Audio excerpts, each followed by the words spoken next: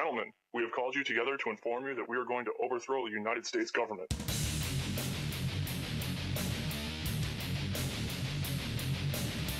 You still think that jet fuel brought down the World Trade Center? Og jeg har holdt øje med jeres ærbare civilisation siden mine første forsøgssatellitter svævede ind over Saturn. Jeg ved derfor, at vand er af vital betydning for jer, men samtidig et produkt, I har vanskeligheder med at fremskaffe. Så tillad mig derfor at præsentere Jorden. Jorden, også kaldet den blå planet, dækket af 78% vand i alle afskygninger. Lige til at udsuge. Se, det er et tilbud, jeg er sikker på, at I ikke kan afslå. Kom forbi Jorden, så vi snakker om det face to face. Jeg ser frem til at møde jer. Herr statsminister, der kommer en tid, hvor man som borger i dette fredelige lille land må se sig nødsaget til at foretage den ædle forsvarsmanøvre, som vi igennem stolte generationer igen og igen har bevist, at vi behersker til perfektion. Hvad? Total underkastelse. Hvad? Altså, det er jo kroner og øre, det her, ikke? At forestille dig eksklusive eksportaftaler og udveksling af bæredygtig teknologi. Ja. Med en sådan aftale, så vil du blive genvalgt på skattenedsættelser og garanti af velfærdsstaten. Ja, ja. Vi lover dig. Hvad fanden snakker I om? Det kan sgu da Jeg ikke vil bare godt slå gøre. en ting fast. Hvis vi indgår denne her aftale, så er efterlønnen sikret i al fremtid. Det passer ikke!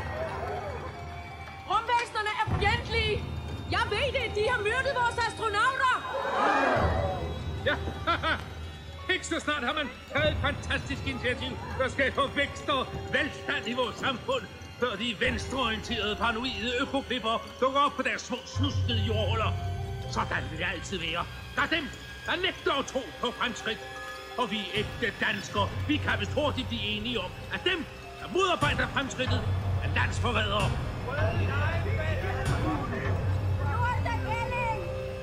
Men hvor er så Saturn-ekspeditionen? Landsforræder! Velkommen til Jorden, skal vi gå indenfor?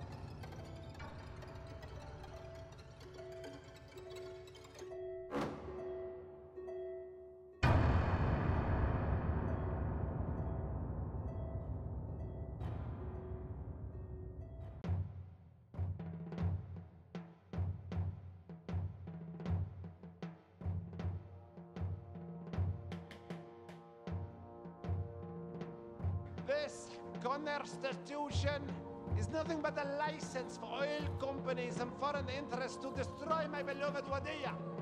Wadiya will remain a dictatorship.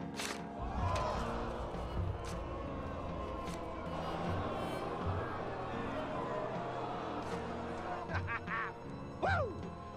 Oh, be quiet. Why are you guys so anti-dictators? Imagine if America was a dictatorship. You could let 1% of the people have all the nation's wealth. You could help your rich friends get richer by cutting their taxes and bailing them out when they gamble and lose.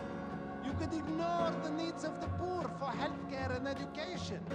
Your media would appear free, but would secretly be controlled by one person and his family. You could wiretap phones.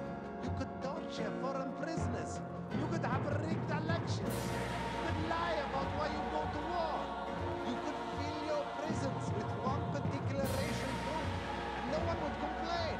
You could use the media to scare the people into supporting policies that are against their interests. I know this is hard for you Americans to imagine, but please try. I will tell you what democracy is. Democracy is the worst